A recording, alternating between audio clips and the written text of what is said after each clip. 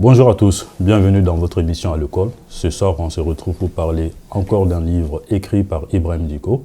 Ibrahim Dicko qui a publié tout récemment un livre qui s'intitule Mayanim. Ce soir, on va voir ensemble qu'est-ce que l'auteur nous raconte exactement dans ce livre, à quoi ça consiste aujourd'hui par rapport à l'organisation sociale du Mali. Bonsoir Ibrahim. Bonsoir Bouka. Bienvenue dans notre émission. C'est moi qui vous remercie. En fait, je te connais dans un autre monde. Mais par contre, j'ai découvert un autre Ibrahim, Ibrahim, auteur, écrivain. Donc là, c'est comme si j'ai l'impression que je découvre un autre personnage. Qui est Ibrahim en tant qu'auteur? Alors, c'est vrai qu'on s'est découvert dans un autre monde, dans une vie associative, on se fréquente beaucoup, on fait beaucoup de choses ensemble. Alors, Ibrahim, auteur, c'est le même Ibrahim. La seule différence, c'est que j'avais en face de moi des pages blanches et qu'il n'y avait pas d'interruption. Donc, il y a une différence entre nos longs débats qu'on a l'habitude de mener ensemble. Et là, j'ai tout mon temps, j'ai toute ma latitude de rédiger, de réfléchir, de mettre au propre, de faire corriger. Et tout ça dans le but de raconter une histoire, de donner une version de quelque chose que j'avais envie de partager. Alors, Ibrahim, auteur, c'est aussi quelqu'un qui, aujourd'hui, est allé au bout d'un projet. Donc, l'écriture, c'est un projet. Ça prend du temps. Ça prend de l'organisation. Il faut des ressources. Il faut être mentalement prêt. Il faut aller vers les gens. Il faut discuter. Il faut aller sur le terrain. Il faut challenger un ensemble de choses. Donc, Ibrahim, auteur, c'est le même Ibrahim, mais avec un projet abouti. D'accord. Merci pour ces précisions parce que c'était important. Comme tu as dit, c'est un projet et le projet a donné son premier fruit qui est Mayanim, un livre que tu as publié tout récemment. Moi, personnellement, j'ai lu le bouquin. J'ai retiré beaucoup de leçons là-dessus. Je ne dirais pas un simple roman, mais je peux lui attribuer la qualification d'un roman d'ethnographie, en quelque sorte, qui tend vers une cartographie d'une certaine réalité sociale que le Mali a connue dans un premier temps. Aujourd'hui, ce pays est en phase de modernisation, pour ne pas dire en phase de la modernité. Donc dans ce roman, j'ai découvert au fait une scène que j'ai découvert finalement à travers une réalité que j'ai connue dans mon enfance, mais par contre, qui me donne une autre image de cette scène, la scène de l'organisation sociale du Mali, avec ses réalités, avec ses contraintes, notamment vis-à-vis de la condition de la femme. Donc ça, c'est la première leçon que j'ai tirée de ce bouquin. En plus de cela, dans ce bouquin, j'ai trouvé le théâtral dans le narratif. C'est très important parce que tout simplement, la disposition ou le positionnement des différents personnages dans le livre assigne un tout petit peu la position d'un spectateur. On a l'ambition d'aller découvrir en profondeur les personnages, notamment le personnage principal qui est Zénab. Bon, au-delà de ça, ce livre ne se limite pas seulement à ce simple personnage qui est Zénab dans le bouquin, on va en parler tout à l'heure, mais par contre, s'intéresse à un problème fondamental, entre guillemets. Ce problème fondamental, c'est quoi? C'est l'évolution de cette société malienne qui a connu beaucoup de phases, malgré il y a certaines réalités qui existent. Et ces réalités sont souvent coercitives. On prend par exemple le cas du mariage, qui est le fil conducteur de ce bouquin. Comme disent les ethnologues, pour faire la différence entre deux sociétés, il faut se focaliser sur le système par lequel la société arrive à organiser le mariage. C'est vrai, dans notre société, aujourd'hui, c'est difficile pour un noumou, qu'on appelle le forgeron, et un peu de se marier. Par ailleurs, il y a des barrières sociales qui ont été mises depuis fort longtemps. Et en plus de cela, je ne dirais pas que c'est un roman qui déconstruit cette réalité, mais c'est un roman en quelque sorte qui met en espace public l'importance de cette réalité sociale qui a conduit fort longtemps nos façons de faire, nos façons de vivre et nos façons de juger le monde. C'est là qu'on retrouve dans le bouquin. C'est très important. C'est pour ça, au début, je dis que ce n'est pas un simple roman. C'est un roman qui parle de l'ethnographie, qui parle de la sociologie, un peu de l'anthropologie culturelle. Donc, sur ça, Ibrahim, le mot Mayanim, il y a beaucoup de contours, en fait, il y a beaucoup de choses qui sont construites autour de ce mot dans le livre. La mayanimité ne se limitait pas seulement à la bonté, mais c'est lié notamment à l'histoire de l'individu. C'est ce qui ressort dans le bouquin. À l'histoire d'une société et finalement qui construit les individualités. Et cette individualité, à un moment donné, sert ce qu'on appelle le collectif à travers nos différents comportements, si on se sert finalement de cette magnanimité qui nous suit à travers notre histoire. C'était le cas de Zainab, finalement, non seulement qui a sauvé son mariage, qui a sauvé l'honneur de son mari, qui est Samba, finalement, qui a affreint ou qui a déconstruit certaines règles de sa société Peul. Parce qu'au début, dans l'histoire, Samba était destiné à se marier à une de ses cousines pour être conforme à ce qu'on appelle le mariage endogamique. Et ce mariage endogamique, Samba, quelque part, l'a déconstruit par la force de l'amour, par la force de Zainab, qui est son épouse. Aussi, il y a quelques temps, juste après, il y a cet enfant, finalement, qui va venir changer un peu l'atmosphère familiale, notamment que Zainab vivait avec la famille de Samba. Zainab, c'est cette famille qui a connu beaucoup de périodes difficiles, parce que tout simplement, son mariage n'était pas accepté par la famille de Samba. Et notamment la dame que tu appelles Trécho. Trécho, c'est quand je dis, au fait, quand on était petit dans le film, il y avait ce qu'on appelle l'acteur et le bandit-chef. Donc Trécho a la posture de bandit-chef, finalement, qui complique la vie à Zainab. Non seulement elle le fait pour elle, aussi elle a réussi quand même à avoir avec elle certaines personnes. Par exemple, de façon indirecte, la maman de Samba, finalement, qui a suivi un tout petit peu ses tendances sans faire attention.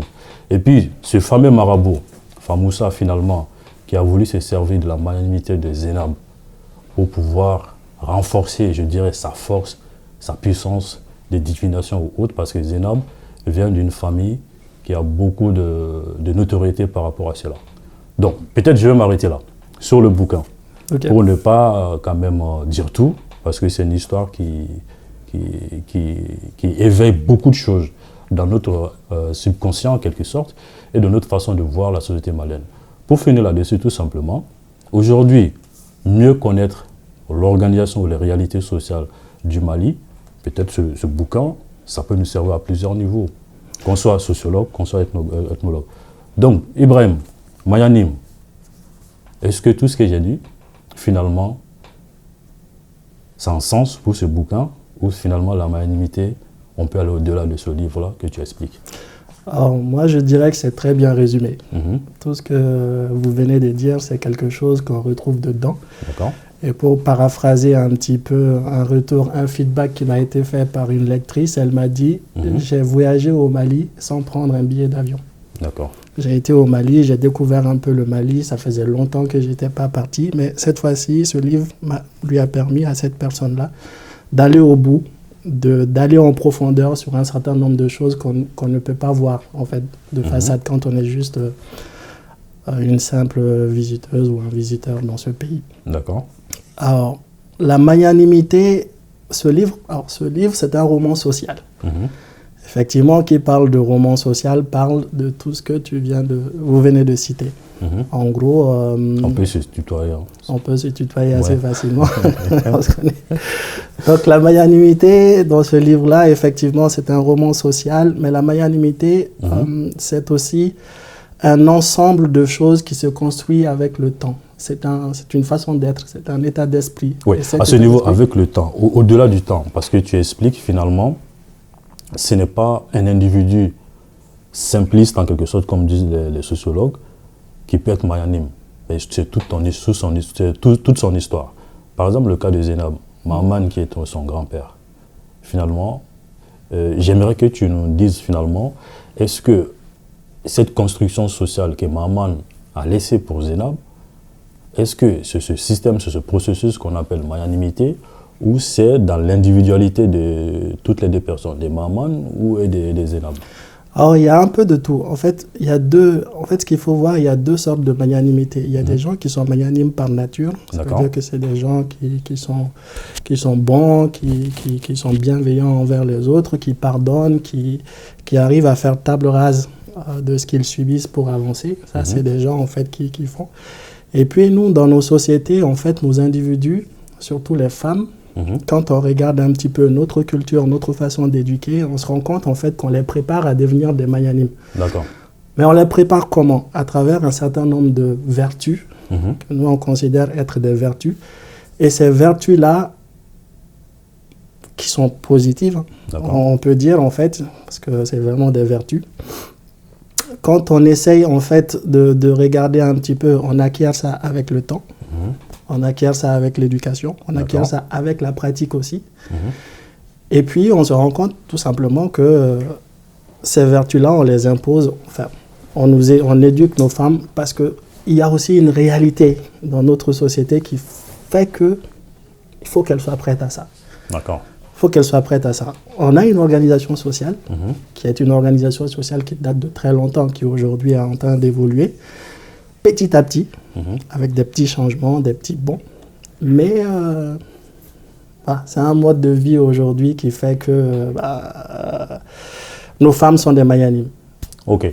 Aujourd'hui, quand on regarde dans le livre, ce n'est pas les bienfaisances des marabouts ou des fétiches qui ont sauvé Zénab, mais par contre, c'est, on peut dire, le comportement de son grand-père qui a servi beaucoup dans sa société, finalement qui sauve Zénab de toutes ces atrocités qu'elle a subies vis-à-vis de la marraine de Samba, qui est son mari très chaud, que tu appelles. Et aussi, il y a ce marabout finalement à qui elle s'est confiée avec sa tante Nassira. Donc, il y a aussi eu cet esprit maléfique vis-à-vis de Zénab. Mais dans les songes, dans les rêves, Zénab trouvait la solution. Donc cet aspect particulier dans le livre, je ne dirais pas le mystère, bon, on peut dire le mystère, le rêve, est-ce que ça veut tout simplement, aujourd'hui, dans nos sociétés, les rêves sont importants parce qu'il y a aujourd'hui toute une communauté qui s'adonne à l'interprétation de ces rêves et aussi de nous montrer que ces rêves ont des impacts dans notre vie, qui est le cas de Zénab. Est-ce que c'est une façon de dire que ce type de mystère ou de rêve est important dans nos façons de faire dans la société? Alors, ce qui est vrai, ce qui est bien dit dans ce que tu viens d'avancer, en fait, nous, dans notre société, traditionnellement, en tout cas, ceux qui croient en nos valeurs, à nos coutumes, à notre façon d'être, on accorde une grande importance aux personnalités. D'accord. Donc, le grand-père des Zénab, dans ce livre, c'était une grande personnalité. Chef de village, chasseur, etc. Et ça tombe, même nous, dans nos croyances, en fait, même après la mort de ces genres de personnalités, elle continue tout simplement à nous parler, à nous conseiller dans le rêve. Et le rêve, en fait, a pris une place importante. Alors, est-ce que le rêve est important dans notre société ? Oui. Pas uniquement dans notre société, mais est-ce que ça peut être un fil conducteur de notre façon de faire? Le rêve est un fil conducteur parce que, pour prendre un petit exemple, l'autre jour, j'étais en train de regarder sur TikTok et j'ai vu un marabout qui était là et son émission, c'est juste d'interpréter les rêves. Les rêves, oui. Et il y a tellement de personnes qui étaient en train d'appeler ce marabout-là, qui racontaient leurs rêves, qui racontaient sous différentes formes. Et le marabout leur dit, voilà, c'est ça, ça veut dire ça, ce rêve veut dire ceci, ce rêve veut dire cela, et il faut faire tel sacrifice. Donc le rêve, en fait, nous, en tout cas, en tant que Maliens, dans notre société, on accorde une grande importance au rêve. Et dans ce rêve-là, moi, je ne suis pas un spécialiste des rêves, mais ce que je sais, c'est que très souvent, on a aussi des gens qui reçoivent des conseils. D'accord. Qui reçoivent une façon simplement de se conduire dans la société. Oui. Et tout ceci fait que, aujourd'hui c'est encore vrai, hein. C'est très vrai ce que j'ai dit et c'est pour ça que j'ai pris l'exemple de TikTok, ça se joue là-dessus aussi. Et c'est tellement vrai que chez nous, quand on rêve, on veut savoir tout de suite ce que c'est. Okay. On veut interpréter ce rêve-là. Et Zénab, effectivement, va être appuyé par son grand-père dans ce rêve-là pour trouver des solutions. Mais c'est aussi pour dire aussi que la nature... Alors, c'est le rêve, mais la nature aussi nous aide beaucoup dans cette société-là. Quand on est bon, on est aidé d'une façon ou d'une autre par la nature, par nos grands-parents, par nos aïeux, etc. Mais c'est notre croyance, c'est notre façon de voir les choses. De voir les choses. Et maintenant, on va s'intéresser à la cabane des Mayanimes exceptionnels. Tu as décrit trois modèles. Bon, je peux l'appeler le modèle quand même. Ouais, voilà. Il y a le riche. Il y a cette personne qui est avisée, donc on peut la qualifier de sage, et l'autre qui possède beaucoup voilà, Il y avait un marabout, et puis une dame riche et l'autre en fait qui est sobre. Qui est sobre, effectivement. Donc ces trois modèles-là. Bon, est-ce qu'aujourd'hui, c'est une façon de nous parler, de dire qu'aujourd'hui, ces trois modèles, on peut résumer le modèle de personnes à ces trois modèles-là dans nos sociétés actuellement, au Mali. Parce qu'aujourd'hui, comme on dit dans nos langages courants quotidiens au Mali, on dit aujourd'hui, pour que tu sois une personne considérée, il faut que tu sois, soit tu es riche, soit tu as la notoriété, voilà, mais l'autre modèle n'est pas aussi considéré, à moins que ce modèle soit riche et en même temps être sobre et avoir la considération. Est-ce qu'aujourd'hui, c'est une façon de nous parler que nos sociétés, ou notre société est résumée à cela? Alors, la société ne se résume pas qu'à cela, mais effectivement, on retrouve dans notre société des choses qui s'y rapprochent. D'accord.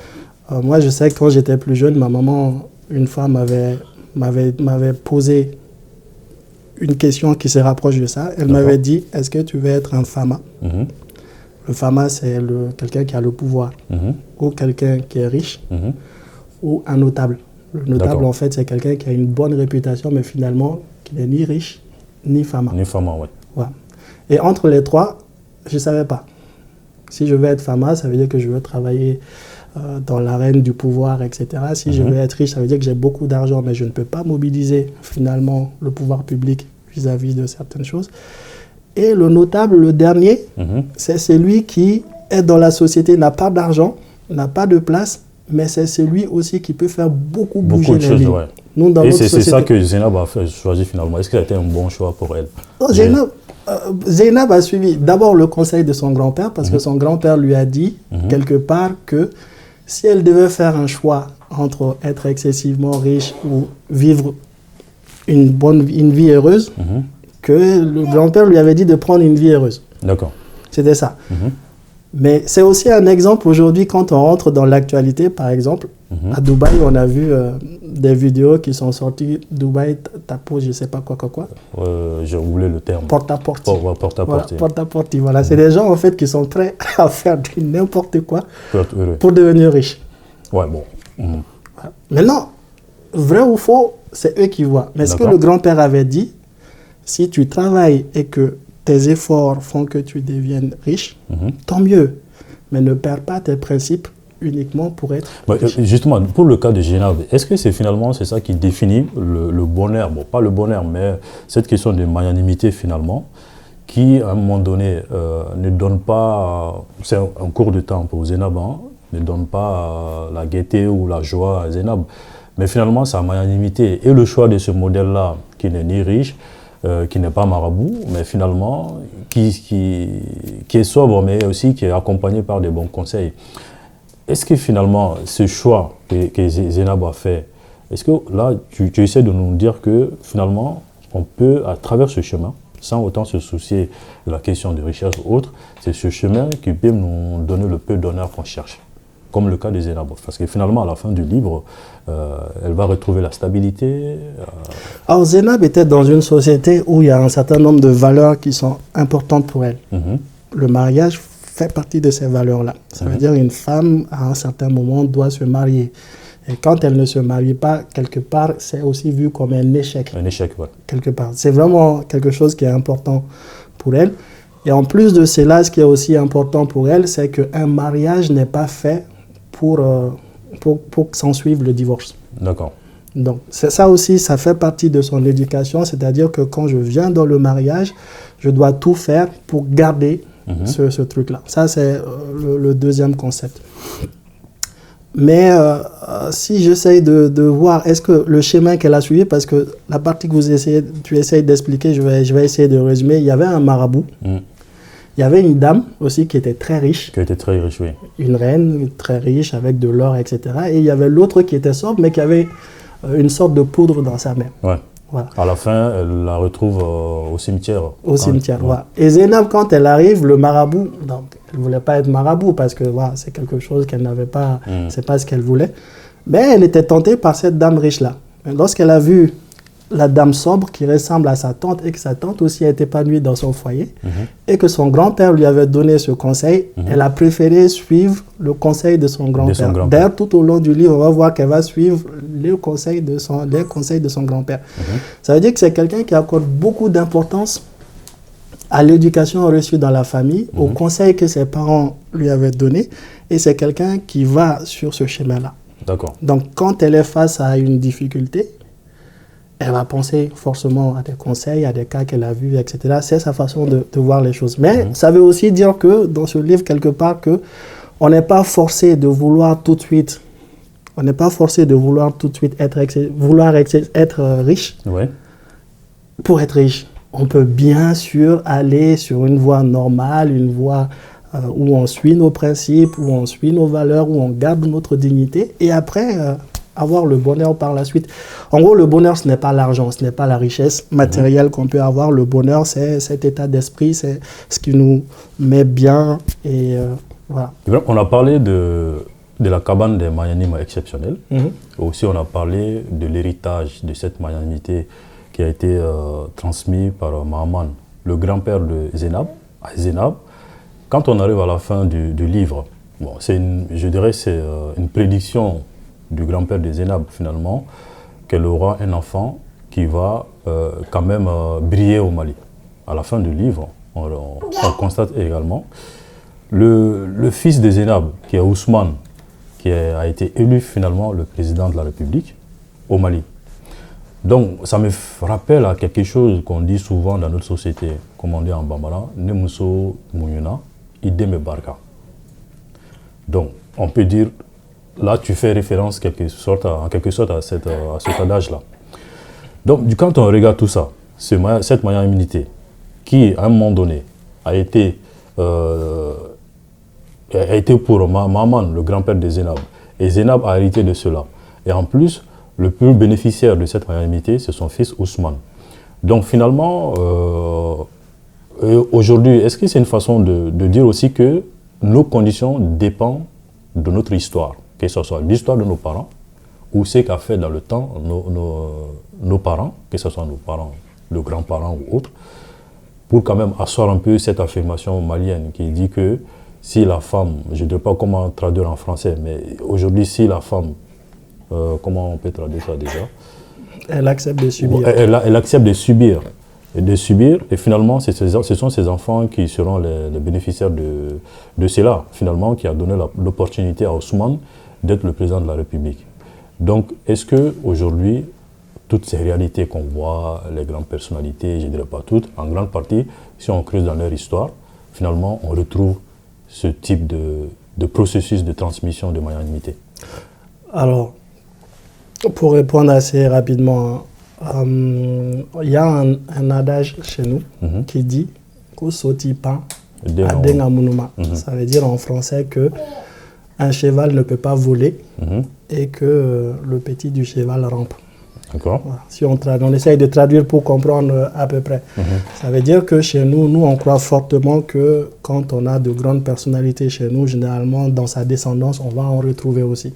Ça, c'est quelque chose qui est vrai. Est-ce que tu as aussi dit par rapport au fait que la femme accepte de subir dans son foyer? On va le retrouver ça, par exemple, dans beaucoup de chansons. Il y a Djeneba Seck, par exemple. Elle a une chanson où elle va dire que, je crois qu'elle va parler de Tcheba. De Tcheba, oui. Elle va dire, vous n'avez pas entendu parler de Tcheba, vers Sikasso. Ce que sa mère a subi, son enfant ne pouvait pas être qu'une grande personne. Et puis elle va prendre beaucoup d'autres exemples et puis elle va donner ça. Ça, c'est aussi une croyance chez nous qui dit que si la femme accepte de subir dans son foyer, ses enfants vont en bénéficier. D'accord. Donc ça aussi, c'est quelque chose de vrai. Et le troisième qu'il faut rajouter, en fait, vous avez au Mali, l'homme prodige ou la femme prodige, on a toujours attendu ça. Ouais. Même le chef de l'État, on a toujours dit on a besoin d'un homme prodige pour diriger ce pays-là. Et cette croyance, en fait, elle est là. Elle fait partie de nos quotidiens, elle fait partie de... Et à travers ce livre-là, j'ai voulu aussi ressortir ça, quelque part pour dire que nous croyons à cela. Nous pensons qu'un bon chef n'est pas un chef qui débarque par hasard, mais c'est un chef, en fait, qui va suivre un processus ça va remonter depuis ses ancêtres, etc., etc. Et ce long processus, peut-être qu'un jour, on l'aura. Et quand on l'aura, le Mali sera le Mali dont chacun de nous pourra être fier. Voilà. Ok. On arrive au terme de cette émission. Juste une dernière question. Peut-être ça pouvait être la première question. Pourquoi tu as choisi le mariage comme fil conducteur de ce roman? Est-ce que tu veux faire comme ces sociologues ou tu veux faire comme ces anthropologues-là?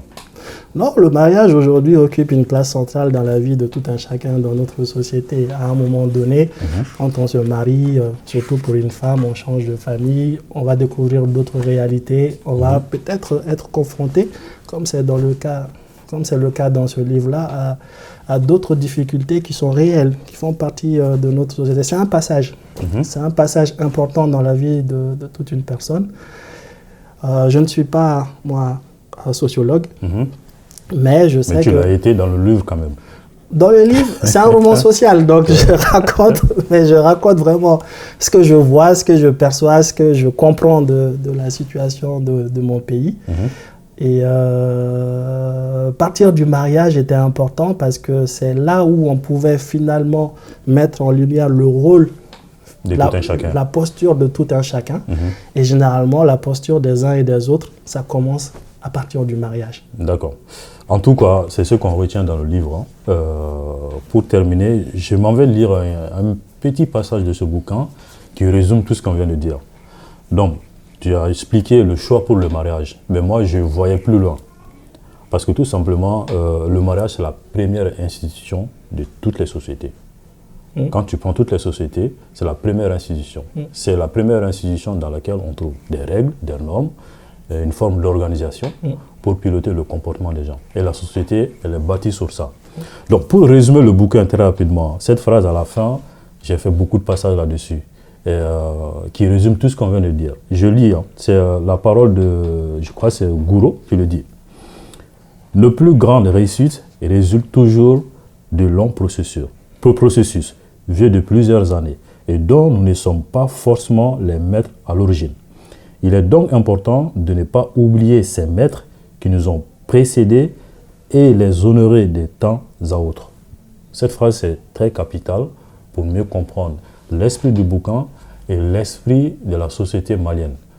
On est bon, pas pour nous seulement, mais on est bon pour nos descendants. C'est ce qui retrace un peu la réalité de nos sociétés. En tout cas, j'ai été émerveillé par la lecture de ce livre-là. Je retrouve l'histoire de beaucoup de personnes, notamment les femmes et les hommes. Mais ce livre résume aussi tout un processus. Le processus du mariage, un tout petit peu qui montre la phase ou les réalités de la société malienne. Ses mœurs, ses contraintes, ses valeurs. On le voit du côté de la famille de Samba, qui a ses règles et ses formes. Mais finalement, grâce à l'amour, grâce à la patience de Zénab, ces règles n'ont pas pris sens sur leur mariage. En tout cas, merci de nous avoir révélé toutes ces réalités dans ce bouquin. Et merci de nous avoir accepté cet entretien ce soir dans ton domicile pour parler de Magnanima. C'est moi qui te remercie et honnêtement, ça a été bien résumé. Tout ce qu'on s'est dit, c'est quelque chose qu'on retrouve dedans. C'est une réalité de chez nous. Et je pense aussi qu'il est important de le dire et de le redire. Moi, j'invite aussi les uns et les autres à écrire des romans sociaux, à écrire sur nos réalités, leur perception de ce que c'est que notre société. Ce n'est que comme ça qu'un jour, on va peut-être aller vers des débats constructifs et qui vont nous permettre de changer les choses plus en profondeur. Et j'espère qu'il y aura une suite pour l'histoire d'Ousmane. Okay. On m'a même posé la question si c'est assis, mais je ne sais pas. Je ne sais bon, pas. On ne sait pas, on peut dire c'est tout le monde. On peut dire c'est IBK. Voilà. Mais ce qui est sûr, c'est que c'est une croyance profonde de chez nous. On pense qu'il y a un homme providentiel qui va arriver un jour et ce n'est que comme ça qu'on va pouvoir changer le Mali. Alors, est-ce que c'est vrai ou faux? Chacun a sa vision de la chose. Il faut voir. En tout cas, merci beaucoup Ibrahim et merci à tous nos téléspectateurs. Merci à la régie, à la personne à la caméra qui s'appelle Mahamadou Diara, Di Marcos et Fatoumata Sissoko qui ont rassuré tout ce que vous voyez, l'image, le cadrage et tout. Et on se donne rendez-vous très prochainement sur un autre livre, ça peut être la suite de Magnanim ou un autre livre d'Ibrahim. On se dit à très bientôt sur votre chaîne préférée, RP Média, dans votre émission à l'école. À très bientôt, merci. Merci.